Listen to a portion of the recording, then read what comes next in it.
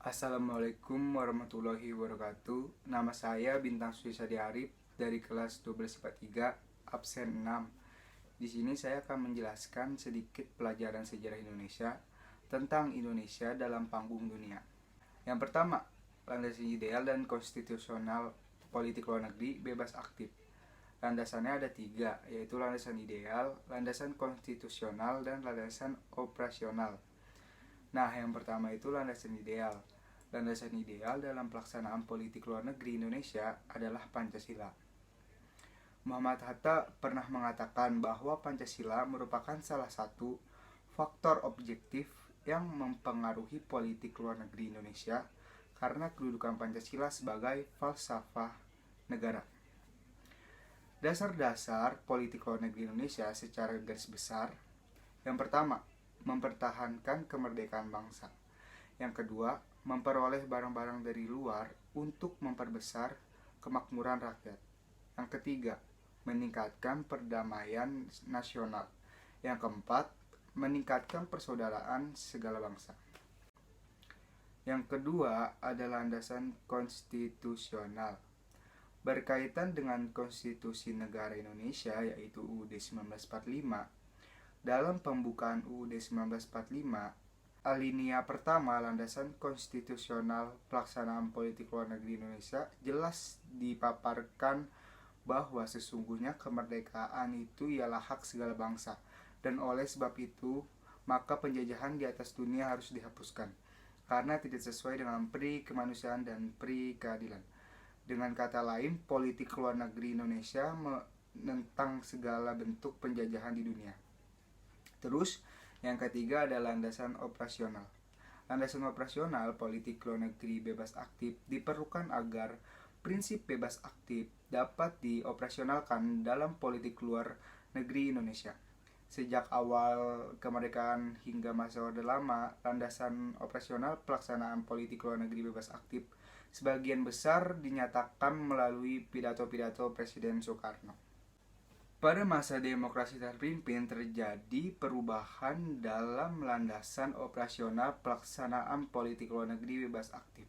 Landasan operasional politik luar negeri bebas aktif di Indonesia terdapat dalam alinea pertama pembukaan UUD 1945. Terus ada pasal 11 dan pasal 13 ayat 1 dan 2 UUD 1945 dan amanah Presiden yang berjudul Penemuan Kembali Revolusi Kita tanggal 17 Agustus 1959 atau dikenal sebagai Manifesto Politik Republik Indonesia.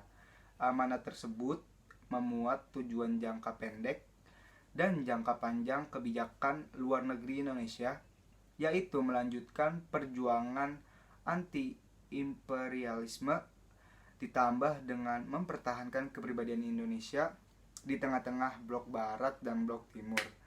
Pada masa Orde Baru, landasan operasional politik luar negeri Indonesia semakin dipertegas melalui peraturan formal. Aturan formal lainnya mengenai landasan pelaksanaan politik luar negeri Indonesia yaitu ketetapan dari MPR pada tanggal 22 Maret 1972.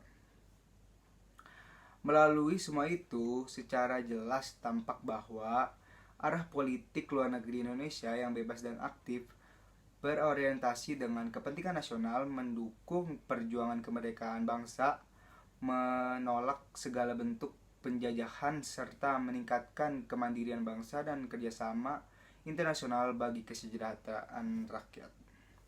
Terus yang kedua, ada politik luar negeri bebas dan aktif. Nah, yang pertama lahirnya politik luar negeri bebas dan aktif. Berawal dari adanya blok barat dan blok timur, mereka mengalami perang dunia. Padahal saat itu Indonesia juga ingin diakui kedaulatannya. Akhirnya dalam pidato Muhammad Hatta yang berisi Indonesia telah memihak blok barat maupun blok timur. Nah, terus yang kedua ada politik luar negeri Indonesia masa demokrasi parlementer 1950 sampai 1959. Keberhasilan Indonesia mendapatkan pengakuan dunia internasional sejak tahun 1950-an. Indonesia mengambil kebijakan luar negeri seperti konferensi Asia Afrika di Bandung. Yang ketiga, politik luar negeri Indonesia pada masa Orde Baru. Soeharto merapikan tatanan ekonomi terlebih dahulu dan kemudian mengikuti ASEAN Indonesia, merupakan salah satu anggota yang demokrasinya aktif. Kepemimpinan Soeharto yang high profile dapat mempengaruhi gaya kepemimpinannya yang mensejahterakan bangsanya.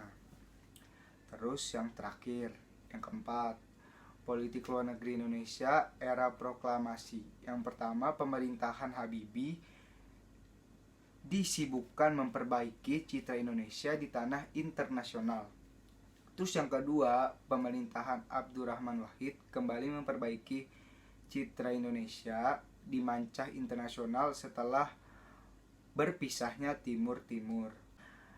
Dan yang terakhir, pemerintahan Susilo Bambang Yudhoyono atau SBY berhasil mengubah citra Indonesia dan menarik investasi asing yang menjalin berbagai kerjasama dengan banyak negara. Segitu saja rangkuman materi yang dapat saya sampaikan. Kurang lebihnya mohon maaf bila ada salah-salah kata. Wabillahi taufiq wal hidayah. Wassalamualaikum warahmatullahi wabarakatuh.